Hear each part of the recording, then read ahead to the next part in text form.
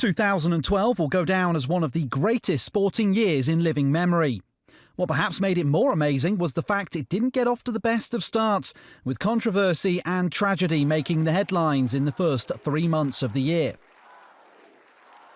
In football, John Terry was stripped of his England captaincy after being accused of racially abusing Anton Ferdinand. The board has discussed the matter in detail and has collectively decided it is in the interest of all parties that John has responsibilities of captaincy removed at this time. In Egypt, 79 football fans tragically lost their lives in the town of Port Said after violent clashes between Al-Masry and Al-Ahly supporters following a game in February. Football was then brought together by one incident during an FA Cup match between Tottenham and Bolton in March after Bolton's Fabrice Muamba suffered a cardiac arrest during the game. Messages of support flooded in from all across the country as Muamba fought back from the brink of death to make a full recovery.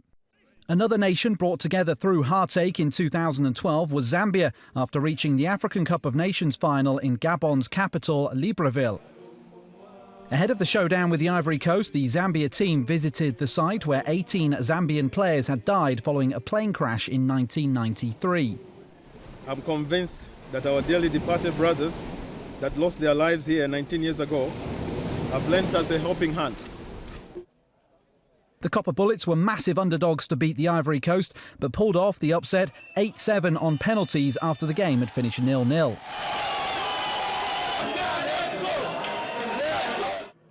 While Zambia was celebrating a rare success, Barcelona superstar Lionel Messi was picking up yet another trophy after being named the FIFA Ballon d'Or winner for the third year running. In cricket, Sachin Tendulkar enhanced his reputation by completing a century of centuries. Meanwhile, Mervyn Westfield was sentenced to jail for 4 months after being found guilty of match fixing. Ahead of the start of the series with Pakistan, England skipper Andrew Strauss called on authorities to end match fixing. We need to root it out. If it is there, we need to root it out, get it dealt with and move on. Boxing was also creating unsavoury headlines in the first part of the year.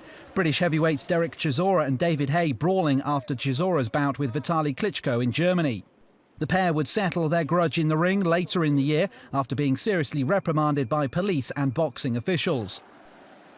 Another boxer in hot water with police was Floyd Mayweather Jr., who was sentenced to 87 days in jail for domestic abuse. Whilst boxing was doing itself no favours, Formula One was about to embark on one of the most exciting seasons in living memory, beginning with the Australian Grand Prix in March. Jenson Button turned out to be the first of 7 different winners in the first 7 races of the year in Melbourne, as 2012 lived up to Sebastian Vettel's pre-season prediction. I think it will be very, very tight this year, and everything else will be a surprise, to be honest.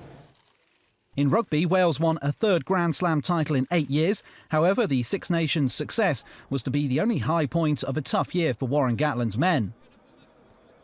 In a sport that looks like rugby, but with shoulder pads, the New York Giants won the NFL Super Bowl as they defeated the New England Patriots 21-17 in February.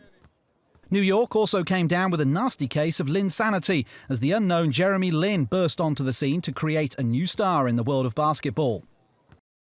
Elsewhere, Spanish cyclist Alberto Contador was found guilty of doping and stripped of his 2010 Tour de France win, but that was to be a mere drop in the ocean compared to what was to come in cycling.